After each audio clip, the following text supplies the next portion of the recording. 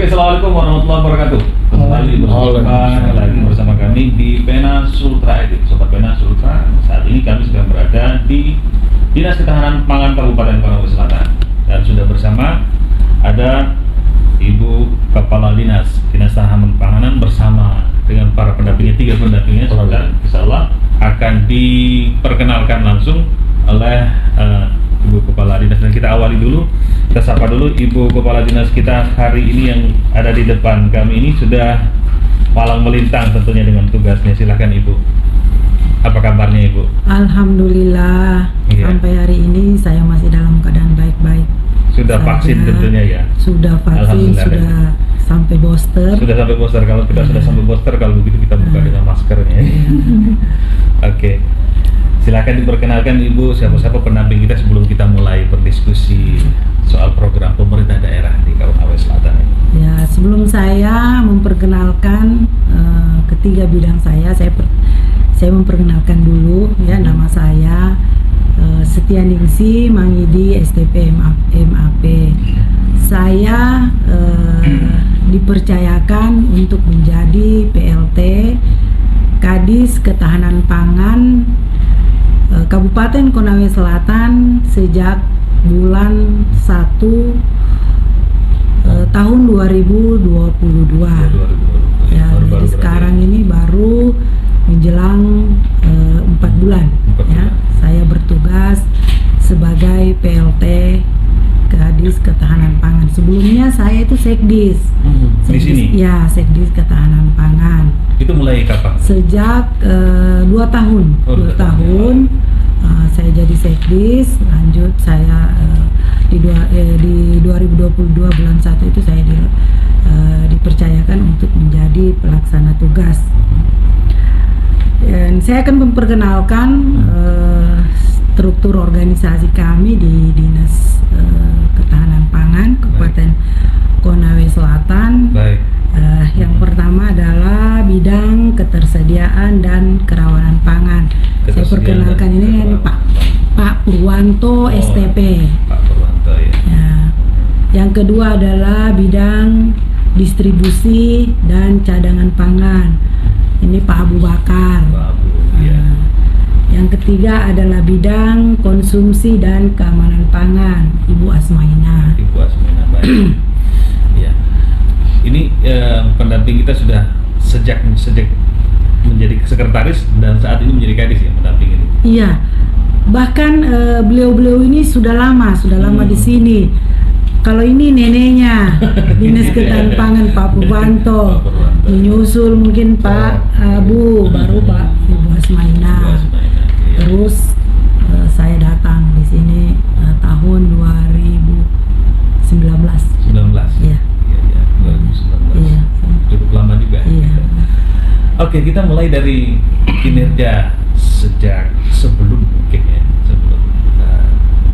2022, ada 2021 yang kemarin semasa menjadi sekretaris. Perjalanan program pemerintah pusat dan daerah ini kan sinkron menjadi satu dalam rangka mengentaskan, mengurangi angka kemiskinan dengan meningkatkan taraf ekonomi melalui ketahanan pangan. Apa sebenarnya substansi yang ingin diberikan, solusi yang ingin diberikan kepada masyarakat Konawe Selatan terhadap pangan yang notabene tentu Ibu adalah warga Konawe Selatan, kita semua warga Konawe Selatan. Kita ingin apa sebenarnya? Kemudian kita tumpahkan dalam program. Silakan diungkapkan Ibu, cerita dulu mungkin. Ya. Ya, baiklah.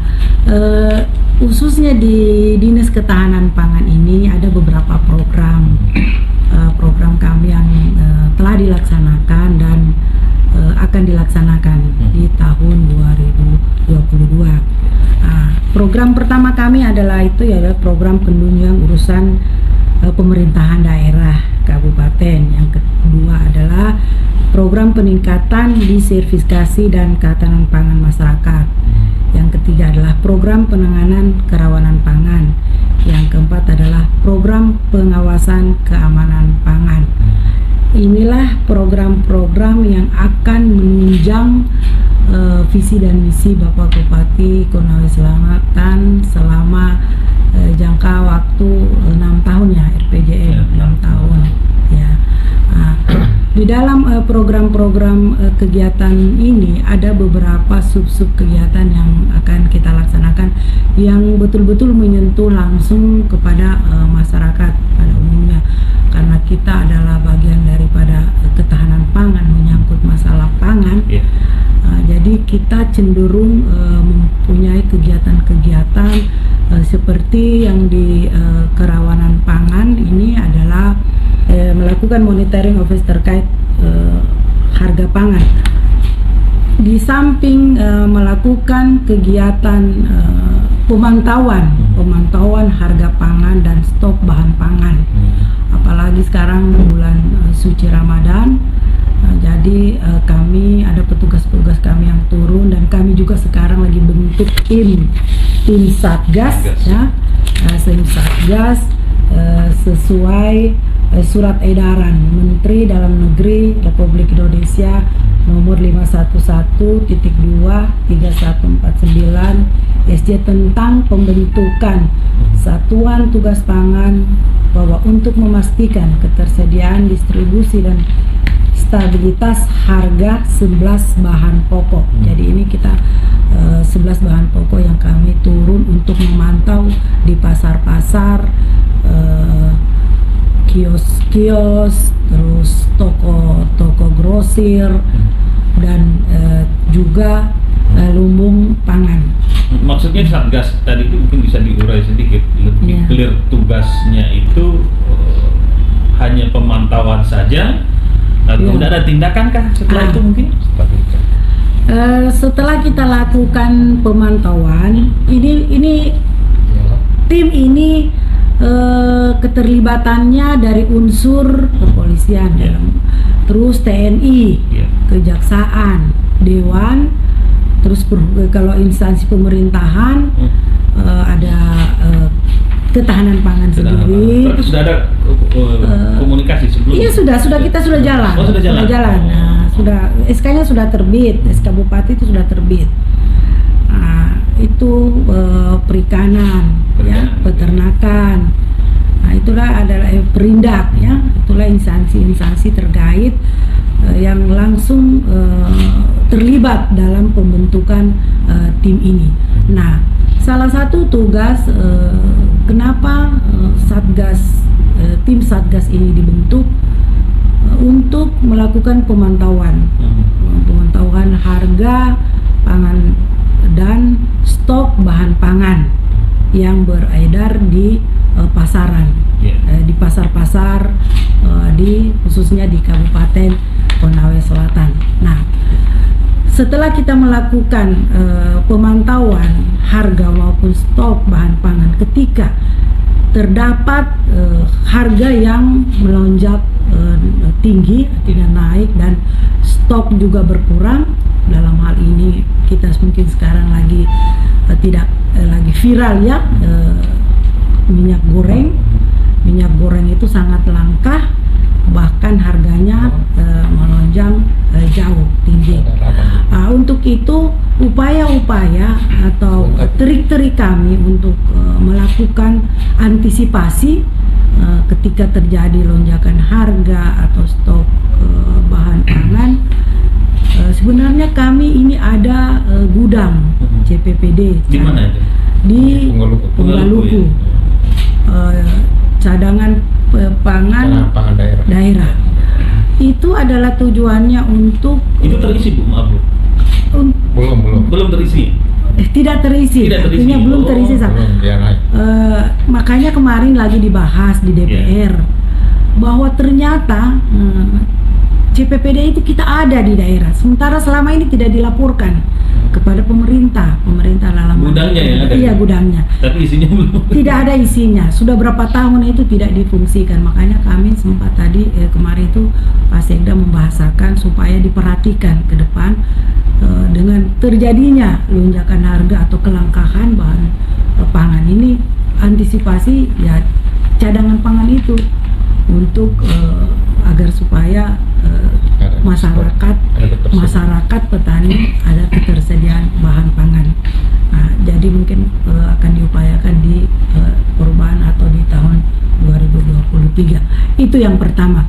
Yang kedua itu kami rencana kami akan mensosialisasikan pembuatan minyak goreng, bahan bakunya dari kelapa. Karena di sini susunya Kabupaten Konawe Selatan potensinya adalah yaitu kelapa. Pohon kelapa itu banyak berada di Kabupaten Konawe Selatan. Contohnya di Kecamatan Kolono, Laonti. Nah itu sentra-sentra tanaman kelapa. Nah, jadi rencana kami di tim Satgas ini salah satu apalagi antisipasi ya. Bentuk sosialisasinya apa itu? Kami sasaran kami kelompok wanita tani. Berarti mengajarkan cara membuat minyak goreng dan memberikan bantuan sarana dan prasarana berupa. Bu, yang satu ini kan mengajarkan cara membuat minyak goreng. Minyak goreng. Rata-rata kan warga ibu bapak kita yang di kampung ini sudah pandai membuat minyak goreng. Apa yang mau diajarkan? Apakah mungkin rasanya yang dari yang biasa baunya minyak goreng kelapa dirubah menjadi seperti bimori misalnya, atau gimana simpangnya? Sekarang ini baru sekarang mereka, sementara yang kemarin-kemarin itu mereka sudah terlalu terlena dengan siap saja, artinya sudah ada, jadi sudah tenggelam, sudah hilang itu keminatnya para kelompok-kelompok di pedesaan khususnya wanita tani untuk mengelola kembali bahan baku minyak goreng ya dari kelapa. Saat ini mereka itu untuk kelapa itu jadi kopra, mereka panen lantas jual berbentuk kopra. Nah, dengan adanya kelangkaan ini, jadi itu sudah mati, istilahnya sudah tenggelam itu pembuatan minyak, karena sekarang minyak di pasar tanpa mereka setengah mati membuat sendiri itu kan agak memakan waktu ya. Padahal kalau kita tahu sekali bahwa minyak kelapa yang buatan sendiri itu betul-betul alami dan tidak mengandung zat-zat kimia, ya betul-betul alami yang dijamin karena buat sendiri. Ya buat sendiri. Ibu punya kelapa sendiri di kampung? Ada. Iya. Kalau harga minyak goreng naik, senang nggak Bu? Soalnya saya bukan penjual kelapa, jadi saya cuma petaninya aja ya. Oke, Bu, kita lanjut Bu. Kita gilir ke Bapak Ibu dan kemudian sesuai dengan porsinya tentunya. Tadi kita sampai di Satgas itu ya. Program yang selanjutnya yang kira-kira menyentuh untuk masyarakat Konawe Selatan di tahun 2022 ini mungkin Bu, bisa dipaparkan langsung kepada masyarakat. Iya. Program kedua yang betul-betul menyentuh langsung kepada masyarakat ada yang namanya program P2L. Apa itu? Pekarangan Pangan Lestari. Itu program nasional daerah? Program nasional. Di mana pemanfaatan pengarangan ini sangat betul-betul menyentuh kepada masyarakat, masyarakat pedesaan dan menengah ke bawah. Nah, ini kegiatan ini kita lakukan mulai sejak penumbuhan, ya, artinya penumbuhan dan pengembangan. Yang dimaksud dengan penumbuhan itu artinya kami memulai memberikan fasilitas, fasilitas itu sarana dan prasarananya mulai dari pembangunan rumah bibit. Kalau bahasa pertaniannya itu greenhouse, pembibitan. Nah, di mana kami biayai satu kelompok tani itu kita fasilitasi dengan pembuatan greenhouse, pembelian bibit, pembelian pupuk. Nominal anggaran per kelompok itu berapa? Kalau saya 60 ya, 60 sampai 70 juta. 70 juta ya, per kelompok. Per kelompok. Sudah di situ sudah include satu paket, itu adalah di situ ada sarana dan prasarana yang saya bilang tadi, greenhouse, terus pembelian bibit, pembelian pupuk, pengolahan, ya. Nah, itu. Nah, bibit itu nanti setelah mereka sudah adakan pembibitan, mereka sampaikan kepada tetangga-tetangganya atau masyarakat di desa itu dibagi, disalurkan ke anggota kelompok, ya, disalurkan ke anggota kelompok untuk pemanfaatan pekarangan mereka. Nah, salah satu juga penanggulangan stunting saat ini lagi isu nasional terlibat dinas isu nasional itu ya terlibat. Ketahanan pangan itu sangat terlibat untuk penanganan angka stunting yang begitu tinggi. Jadi salah satu strategi kita untuk menurunkan angka stunting adalah kegiatan yang ada di ketahanan pangan itu, P2L itu. Karena P2L itu betul-betul yang tadinya mereka mungkin pergi ke pasar membeli sayur-sayuran, buah-buahan. Nah, dengan pemanfaatan pekarangan, yang ada, pemberian sarana dan prasarana yang memadai yang kita berikan seperti bibit sayur-sayuran, buah-buahan, setelah mereka tanam di pekarangannya, otomatis di samping menambah gizi mereka, mendekatkan pasar. Jadi tidak lagi dia mengeluarkan uang pergi ke pasar, tapi mereka sudah punya, ada lombok, ada tomat, ada sayur-sayuran maupun buah-buahan. Dan kami kedepannya juga bukan P2L yang 2019 dan 2012 itu dia hanya menanam tanaman sayur-sayuran dan buah-buahan.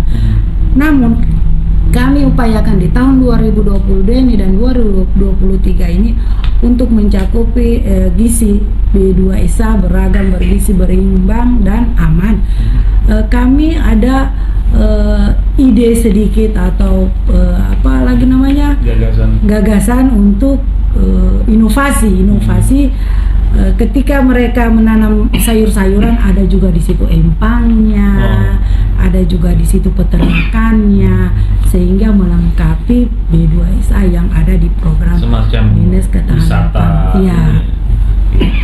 Tidak, jadi mereka itu tidak perlu lagi beli ikan di pasar, sudah ada protein, lemak, ya. Ada kan selama ini hanya karbohidrat saja yang di Kabupaten Konawe Selatan ini, khususnya daerah kalau daerah ini Andolo kan di sini. Ya, Andolo. Sebelah sana lagi Kecamatan Bukit. Ini dominan ini karbohidrat. Sementara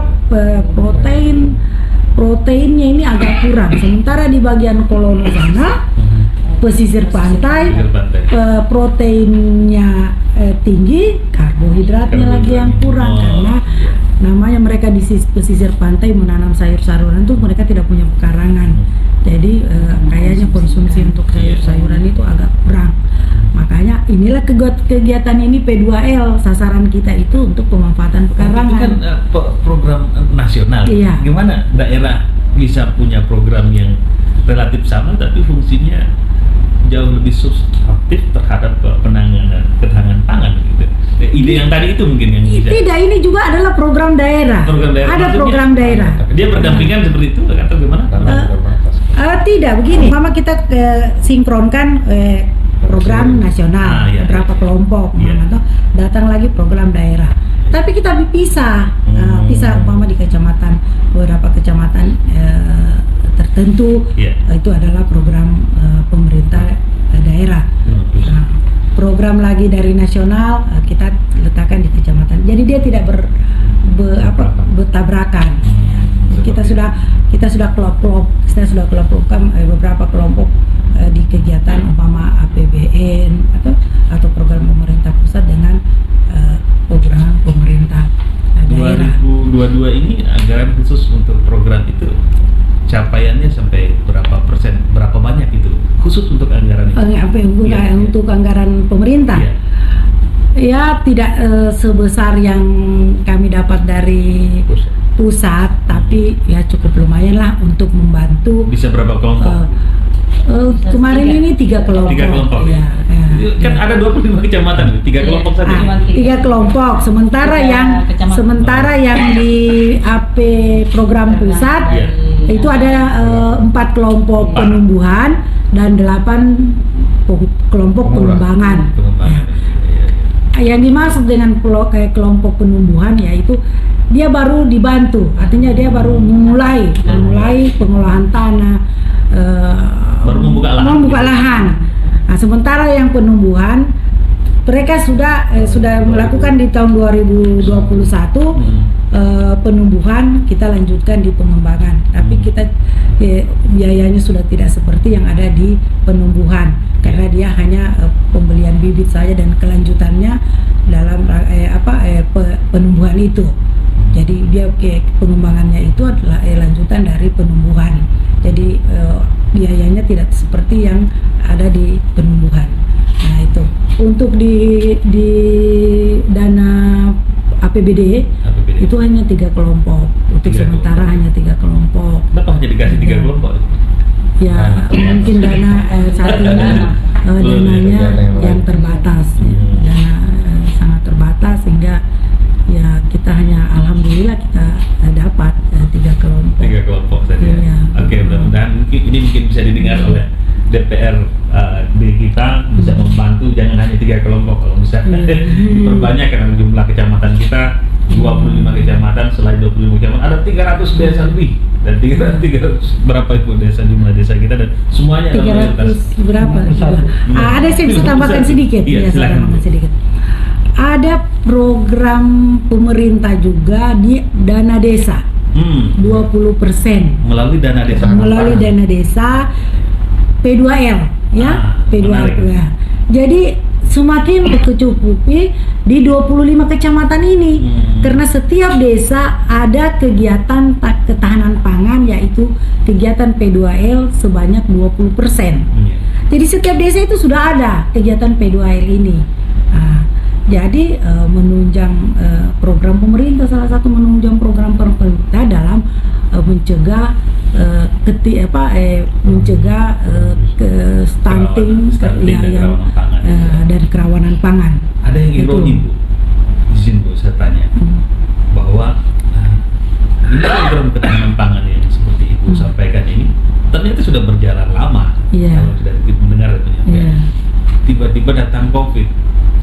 Terus muncul bantuan COVID, ya PLTDD yang kemudian beras, hari ini kemudian lagi minyak goreng. Di mana peran kita? Gitu. Pertanyaannya, kemana ketahanan pangan kita? Gitu.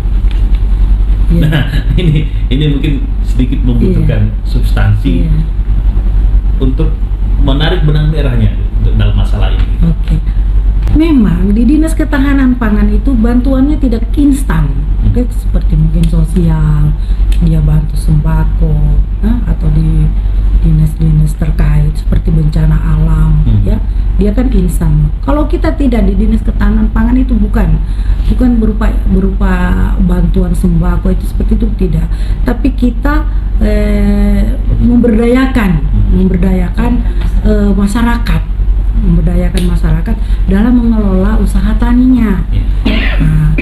Usaha taninya itu kami itu yang jangka pendek seperti sayur-sayuran dan buah-buahan, itu salah satunya memelihara ternak-ternak baik itu ikan maupun kayak sapi begitu ya, kambing. Nah seperti itu penanggulangan kami di Dinas Ketahanan Pangan. Penanggulangan kekurangan pangan. Jadi lebih kepada bagaimana ketahanan pangan itu diperkuat sedemikian rupa. Tapi tidak ada terlihat di situ dari pangan itu yang mana yang bisa dihasilkan duit gitu, dijual. Tidak ada seperti itu, lebih kepada konsumtif gitu, seperti itu. Kalau seperti P2L ini di samping untuk konsumsi sendiri, mereka juga menjual.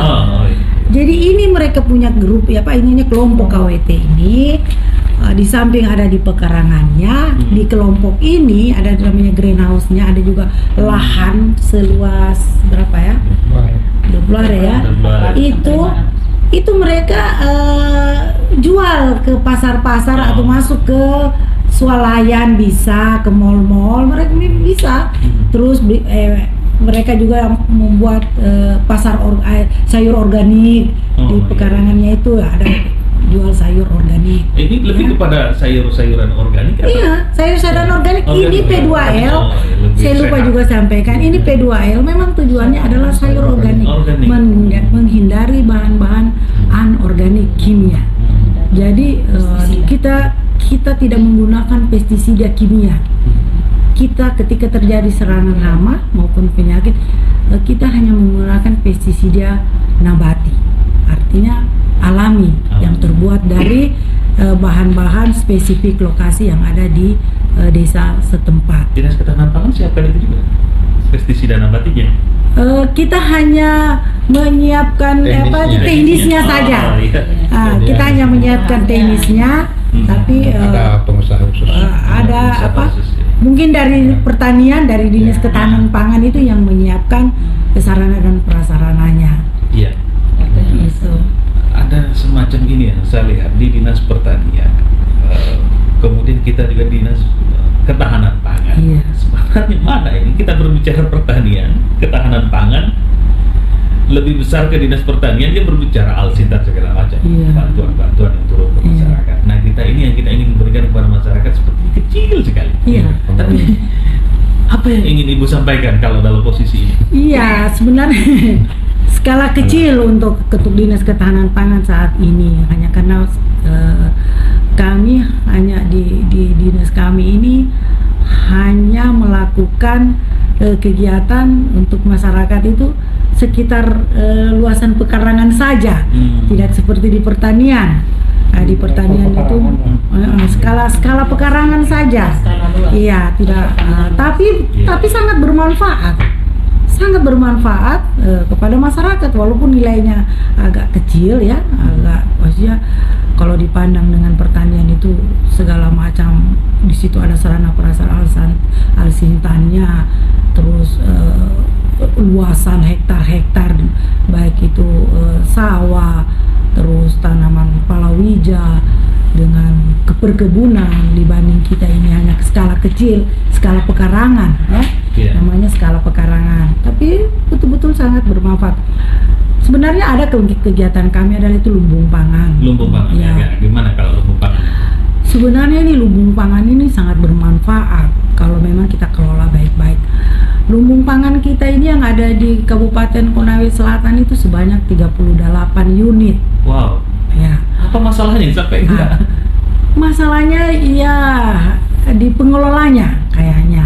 Terus yang aktif itu 16 saja. 16 di bawah naungannya Dinas Tanaman Ketahanan Pangan. Oh. Ya. Nah, kalau setelah saya turun ke lapangan monitoring, berbincang-bincang dengan anggota kelompok, itu kan mereka ada yang istilahnya sistem simpan pinjam ya. Ada kami berikan permodalan, ada permodalan sampai pengisian lumbung pangan 60 juta ya. 60 juta kalau per kabupaten 50. Oh, itu per kabupaten 50 juta. Per kelompok. Per kelompok. Ya. Cukup besar juga itu. Iya. Itu mereka membeli gabah ya. Oh, gabah. Terus mereka salurkan ke kelompok. Perputaran itu ada perputaran modal di situ, ada mungkin mereka dapat ya, keuntungan. Itu ada di anggaran 2022 ini, Bu? Tidak ada. Yang ada di 2021. Karena kita tidak masuk iya. Kita tidak masuk tambahkan. Untuk 2022 kita tidak mendapatkan anggaran dari pusat. Iya. Karena kita bukan daerah sentra. Oh, bukan daerah sentra. Yang masuk sentra itu Kolaka dengan Konawe. Makanya kami di pusat kemarin menyampaikan, bermohon supaya kami masuk juga. Karena Konawe dan kami ini tidak jauh beda. Betul. Konawe dan Konawe Selatan. Iya. Kami mensuplai biasa, kalau ada kekurangan di sana ya kami. Kami harapkan bahwa ke 2023 ini kami juga mendapatkan. Sebenarnya untuk menjadi masuk dalam kategori itu apa syaratnya? Jadi luas area persawahan. Area persawahan dan produksi. Ini pihak yang mengukur sebenarnya sudah sampai nggak di konsel kan gitu? Kalau yang bikin kemarin di Jakarta, kami diskusi Jakarta Pak, Mas ini data dari Bappenas dengan statistik. Oh. Kalau dari Ketahanan Pangan Pusat sudah mengiyakan kita, tapi data dari Bappenas dengan statistik. Jadi sehingga kita di Konawe Selatan tidak bisa. Ya begitu Pak. Maksudnya tidak sinkron data atau artinya yang data dipercaya. Masalah data ini. Data ya. Kembali ke data. Padahal di sini potensi loh Pak, di sawah 25.000 hektar. Iya. Ini sekarang ini di sebenarnya potensi hanya mungkin informasi dan dari KPP dari statistik. yang kurang ini, sehingga kita dianggap bahwa tidak berpotensi untuk bantuan pengisian lumbung pangan ya. Lumbung pangan, Pembangunan lumbung pangan. Tapi kan kalau pemerintah Konawe Selatan hari ini merencanakan di 2022 ada RMU. Iya. Ya, pabrik pengolahan padi itu menjadi beras yang berkualitas di daerah Lalebu. Iya. Ini kan potensi bisa. Sudah ada di sana. Kemarin baru diresmikan. Nah, itu dia. Ada dari Ada dana dari APBN kalau di APBN di tahun 2021 itu ada pembangunan RMU. Satu unit itu ada lantai jemur, ada gudangnya, ada RMU-nya, lengkap dengan mesinnya. Nah, itu sekarang yang ada, itu yang lagi beroperasi ya. APBD kalau nggak salah. APBN hanya sharing sama APBD. Pengisiannya. Oh, pengisiannya. Kan di daerah mengisi gitu. mengisi lumbung Mengisi itu. Kurang lebih 50 juta kemarinnya pengisiannya. Pengisian saja. Beras. Karena beras ya. Beras kita adakan karena pada saat itu tidak ada musim hujan atau musim. Itu berasnya nggak di merek Konawe Selatan gitu. Untuk sementara tidak. Belum ada. Kan kita rencana begitu kan. Belum. Iya. Jadi bukan cuman ketahanan pangan itu bukan cuman pekarangan saja, pemerintah pekarangan, tapi itu kita punya ada lumbung pangan. Ada lumbung pangan. Ya, kita juga salah satu. Pekarangan, lumbung pangan apa lagi kalau? Di bidangnya ketersediaan apa yang ada? Itu ada 3 ini tuh ketahanan pangan tuh. Yang pertama Ketersediaan, distribusi, lumbung pangan ketiga. Ketersediaan itu mencakup stok pangan, baik itu di RPF, di masyarakat cara budidayanya toh, Iya. termasuk ekspor, impor, toh, itu masuk stok pangan, ketahanan pangan yang ada di daerah. Nah, distribusi itu yang bagaimana pendistribusiannya, kendalanya apa? Apakah kendalanya memang tidak ada sarana penampungnya seperti gudang, seperti lumbung, seperti pasar, itu masuk distribusi. Nah, yang ketiga yaitu yang termasuk cadangan pangan itu. Nah, harusnya pemerintah daerah itu punya cadangan pangan daerah, namanya CPPD toh, cadangan pangan daerah. Cadangan pangan pemerintah daerah itu digunakan di saat terjadi paceklik seperti ini atau di saat terjadi lonjakan harga. Jadi itu cadangan pangan itu kita keluarkan tapi dengan sistem dijual di bawah harga standar ke masyarakat. Gunanya seperti itu. Cuman permasalahannya kita punya gudang dan tidak ada isinya. Tidak ada isinya. Tadi dikatakan Kadis miskomunikasi dari pimpinan-pimpinan sebelumnya. Kadis tidak dilaporkan. Sudah berapa lama ini terjadi? Nah, itu padahal gudang pangan dibangun 2014. 2014. Masih dinas. Masih dinas ya. Sudah ketahanan pangan pertama karena saya masih badan nih kalau nggak salah ya. Kaget Pak Sekda kemarinnya.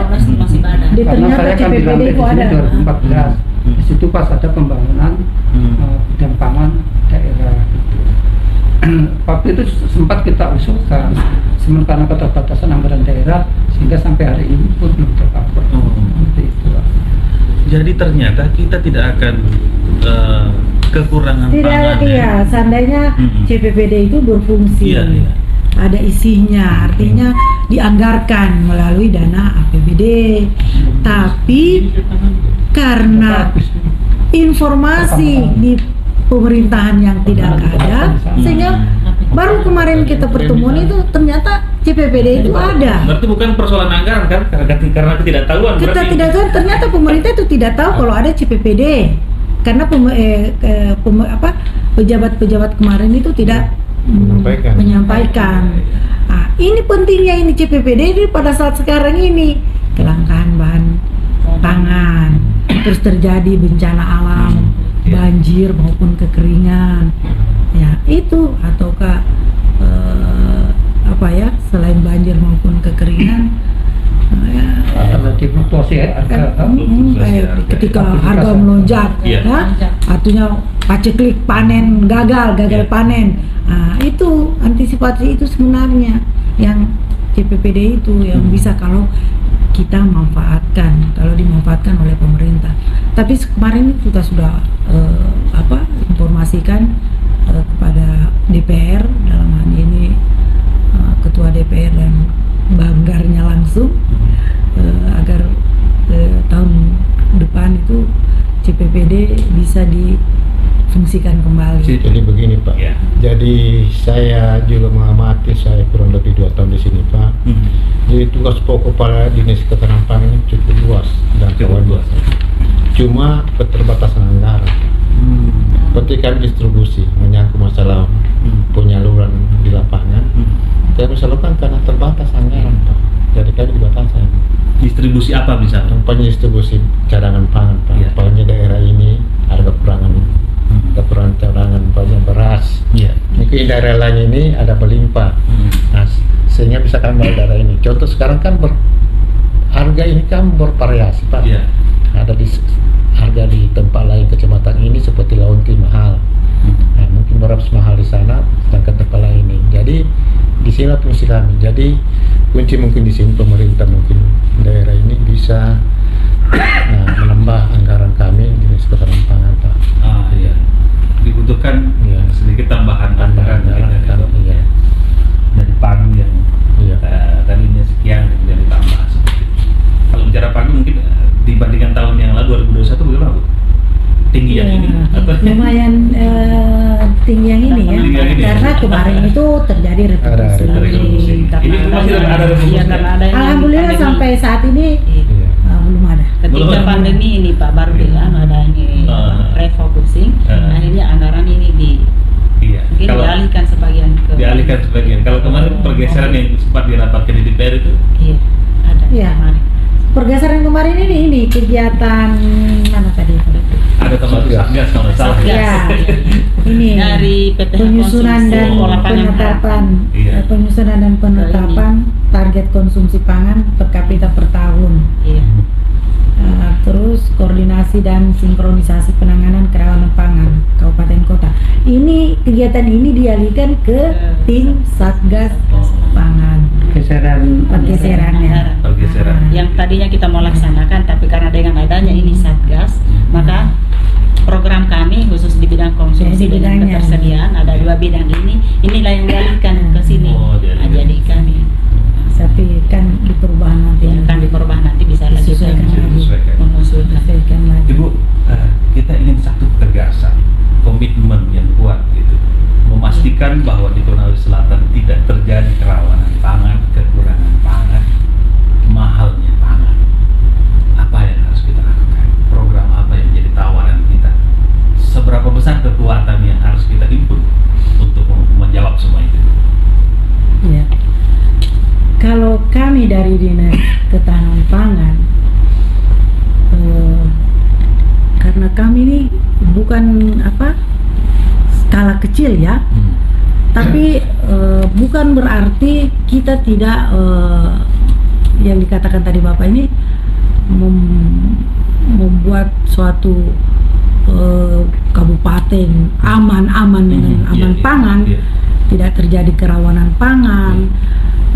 Dengan kegiatan-kegiatan dengan program-program kita yang ada itu seperti pencegahan stunting ya, dengan adanya kegiatan-kegiatan P2L, pemantauan harga, stok bahan pangan, terus lumbung pangan kita kalau betul-betul kita fungsikan dengan dana yang ada, pemerintah Kabupaten Konawe Selatan bisa memperhatikan program-program kita.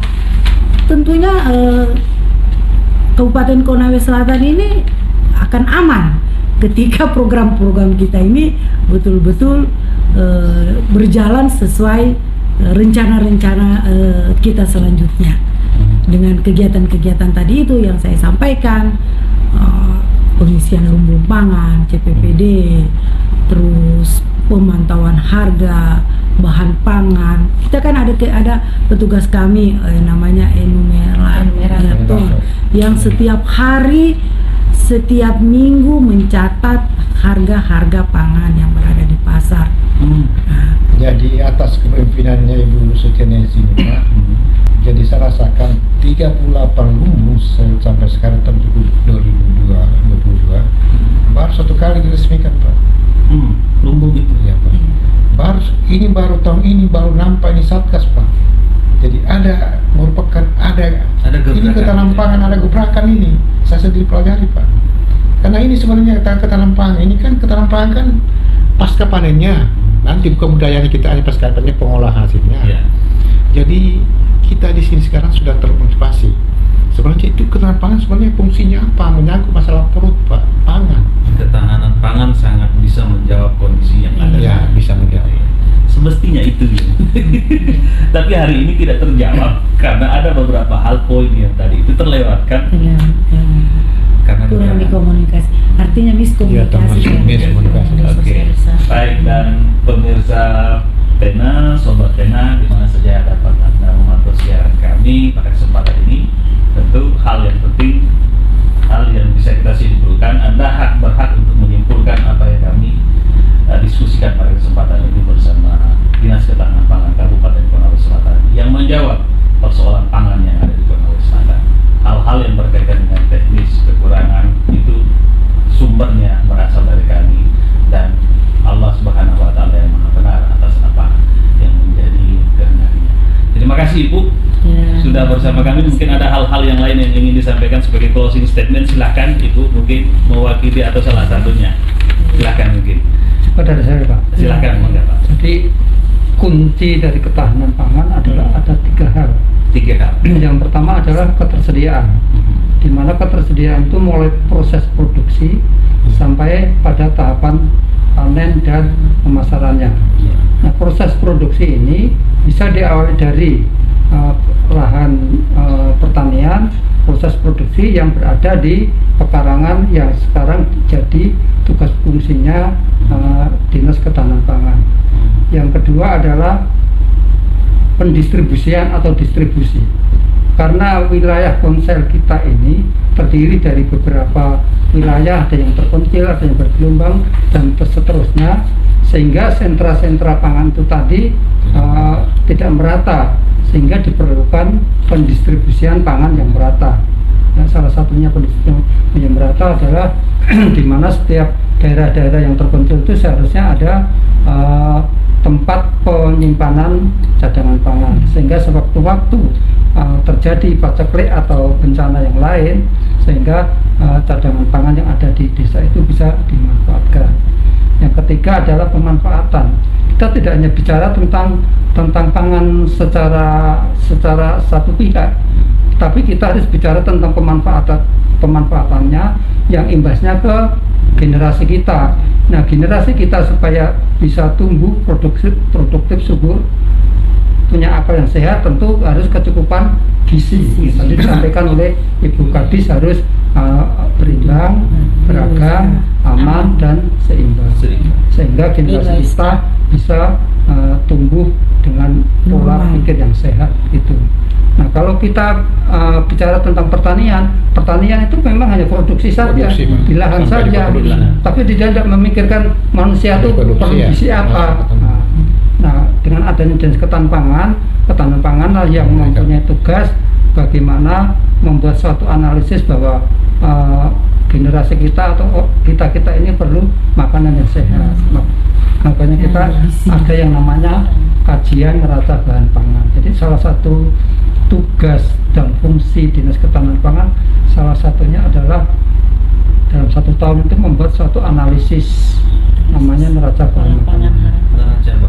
Terus yang kedua membuat peta kerawanan pangan. Atau yang ketiga yaitu tadi membuat analisis tentang kebutuhan per kapita per tahun per orang itu, pola pangan harapan. Nah, 3 komponen analisis itu hasilnya endingnya itu dipakai bupati untuk menentukan kebijakan. Suatu contoh, kita di Konawe Selatan itu perhitungan neraca bahan makanan kita kekurangan protein, ya secara keseluruhan kita kekurangan protein. Nah, langkah apa pemerintah daerah untuk mencukupi protein itu? Tentu mengembangkan tanaman atau peternakan atau ikan yang bisa mencukupi. Satu contoh lagi, setelah kita hitung bahwa produksi cabai kita untuk mencukupi kebutuhan itu kurang. Nah, sebagian impor. Nah, ini pertanian harusnya kan jeli sampai di situ, tidak hanya padi terus yang dikembangkan. Harusnya melihat dari komoditi lain yang bisa sekiranya mencukupi pangan dan gizi masyarakat kita. Seperti itu, terima kasih. Baik, Mbak. Baik, pemirsa, terima kasih banyak kebersamaan kita bersama Dinas Ketahanan Pangan. Ketahanan Pangan ya, Kabupaten Konawe Selatan. Ketahanan pangan ini wajib dimiliki oleh semua kabupaten dan kota, apalagi kita di Kabupaten Konawe Selatan, dan apalagi Anda yang berada di provinsi dan kabupaten kota yang lainnya. Terima kasih telah bersama kami di Penas Ultra ID. Saya Suken Hadi bersama